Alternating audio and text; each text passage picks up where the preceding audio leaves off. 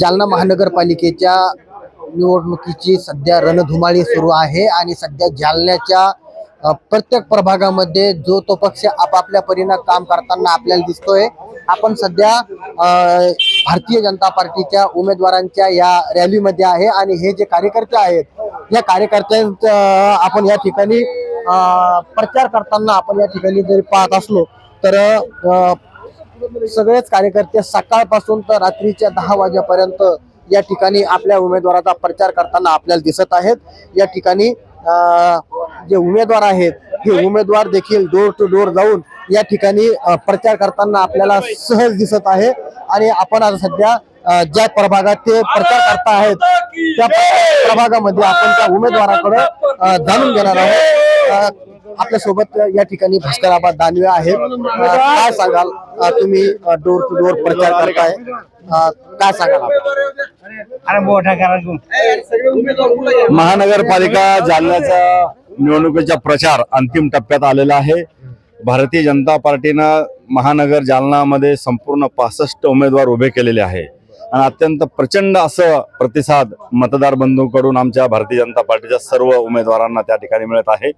प्रभाग क्रमांक 1 मध्ये आम्ही आज सकाळपासून या ठिकाणी डोर टू डोर प्रचार सुरू केलेला आहे आणि सर्व मतदार बंधू भगिनींचा आशीर्वाद मोठ्या प्रमाणामध्ये आम्हाला आहे आणि आम्हाला विश्वास आहे की आम्ही ही निवडणूक फक्त विकासाच्या मुद्द्यावर लोकांच्या समोर घेऊन जात आहोत आणि जालना शहराचा विकास करण्यासाठी आपल्या देशाचे माजी मंत्री रावसाहेब पाटील दानवे, माजी मंत्री बबनरावजी लोणीकर साहेब, नारायण भाऊ कुचे आणि आमदार संतोष पाटील दानवे, निवडणुकीचे प्रमुख कैलासजी गोरंट्याल या सर्व नेत्यांच्या माध्यमातून आम्ही संपूर्ण जालना शहर प्रचाराच्या माध्यमातून पिंजून काढत आहोत आणि उदंड असा प्रतिसाद आम्हाला मतदार बंधूंचा त्या ठिकाणी मिळत आहे।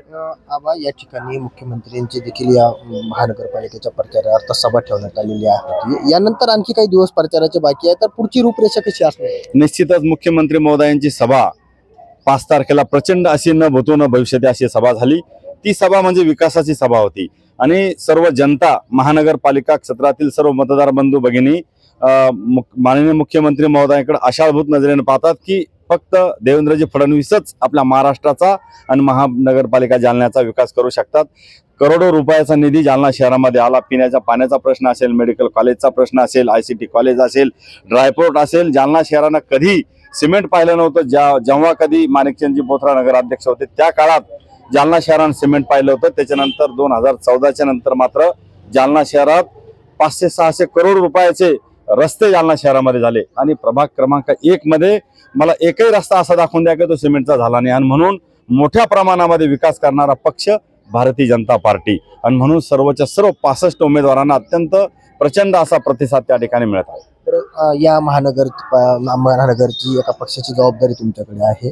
रस्त्याचे कामं तुम्ही बहुतांश सगळे झाल्याचं सांगताय, मात्र काही ठिकाणी अशा कुठल्या समस्या आहे का? पाणी असेल किंवा वीज असेल, आरोग्य असेल, त्या कमी आहे आणि त्या कमी तुम्हाला आता तुमचं जे 65 उमेदवार आहेत हे निवडून आल्यावरती ते भरून काढायचे आहेत, अशा कुठल्या कमी आहेत? ही गोष्ट खरी आहे की गरजा ह्या निरंतर असतात। एक काम पूर्ण झालं की त्या कामातून दुसरं काम निर्माण होत असतं आणि म्हणून जो काही विकास आजपर्यंत झाला आणि जो काही बाकी राहिला असेल जनतेच्या माध्यमातून तो विकास पूर्ण करण्याचं काम आम्ही त्या ठिकाणी करणार आहे। आणि जवळपास तुम्हाला माहिती आहे की जालना शहरामध्ये ज्या काही जनावरांना मालक नसतात असे मोकाट जनावरांचा बंदोबस्त करून अत्याधुनिक प्रकारचा कोंडवाडा आम्ही निर्माण करणार आहे। आणि मी अनेक जाहीर सभेमध्ये सुद्धा सांगितलं की तुम्हाला मोकाट जनावर भविष्य काळामध्ये दिसणार नाही। त्याचं कारण असं तुम्हाला छोटा मुद्दा वाटतो पण तो खूप काही गोष्टी सांगून त्या ठिकाणी जात असतो। मोकाट जनावर दिसलं टोल फ्री क्रमांकावर नंबर तुम्ही डायल करा, त्याचा बंदोबस्त आम्ही 1 तासामध्ये करू। म्हणजे पंचतारांकित जो काही कोंडवाडा असेल अशा पद्धतीचा कोंडवाडा आम्ही त्या ठिकाणी करू। मोकाट कुत्रे असतील, मोकाट जनावर असतील, अशा गोष्टींचा बंदोबस्त करू आणि जालन्याच्या नागरिकांना ज्या काही गोष्टी अपेक्षित आहे की रोज पाणी मिळालं पाहिजे अशा पद्धतीचा संकल्प आमचा भारतीय जनता पार्टीचा त्या ठिकाणी असणार आहे। या ठिकाणी भारतीय जनता पार्टी स्वतंत्र लढत आहेत, 65 उमेदवार रिंगणामध्ये आहेत। किती उमेदवार निवडून येतील? आमचे आता तुम्हाला माहिती आहे की आमचं जे सर्वेक्षण चालू आहे, प्रचार चालू आहे, उदंड प्रतिसाद आम्हाला मिळतो आणि माझ्या माहितीप्रमाणे 45 पेक्षा जास्त भारतीय जनता पार्टीचे नगरसेवक जालना महानगरपालिका क्षेत्रामध्ये निवडून येतील आणि भारतीय जनता पार्टीचाच पहिला महापौर या ठिकाणी होईल आणि इतिहासामध्ये त्याची नोंद होईल। आपण जे होते भारतीय जनता पार्टीचे अधिकृत उमेदवार या ठिकाणी यांनी सांगितलं की रस्त्याचे कामं मोठ्या प्रमाणामध्ये झालेले आहेत, मात्र इतर ज्या काही समस्या असतील या समस्या यानंतर देखील आमची सत्ता आल्यावरती त्या देखील पूर्ण करण्याचं या ठिकाणी त्यांनी आश्वासन यावेळी दिलेलं आहे. काही कार्यकर्ते आपल्या सोबत आहेत. या ठिकाणी आपण त्यांच्याकडून जाणून घेणार आहोत. काय सांगसाल, या ठिकाणी तुमच्या पक्षाचे उमेदवार रिंगणामध्ये उतरलेले, कसा प्रतिसाद तुम्हाला मतदारांचा दिसतोय? या वार्डात अत्यंत चांगला असा प्रतिसाद मिळत आहे. कारण की या वार्डाचे जे उमेदवार आहे मान्य भास्कर पाटील दानवे आणि त्यांच्याबरोबरचे 4 उमेदवार, कारण की या वार्डात अगोदर सुद्धा आबा नगरसेवक होते आणि आता पण आबा नगरसेवक होणार आहे. कारण की आज आम्ही वार्डात हिंडतो तर त्यावेळेस जनतेचा विश्वास पूर्णपणे जनता आबाच्या पाठीशी उभा आहे. आणि उभा राहण्याचं कारण एक आहे की आम्ही 1-2 मतदाराला विचारलं की भाजपला मतदान का करावं. ह्या वार्डात अक्षरशः चिखल होता. आज आबाच्या रूपाने हा वार्ड शहरातला एक नावाजलेला वार्ड आणि नावारूपाला, विकासाच्या बाबतीत नावारूपाला आलेला वार्ड आहे. म्हणून इथली जनता भरभरून भारतीय जनता पार्टीच्या 5 उमेदवाराला मतदान करणार आहे. ज्या वार्डामध्ये चिखल असताचा, मात्र त्या वार्डामध्ये सिमेंटचे रस्ते झाल्याचं कार्यकर्ते देखील या ठिकाणी सांगतायत. आणखी काही कार्यकर्ते सोबत आहे आपल्याला, काय सांगसाल तुम्ही प्रचारामध्ये?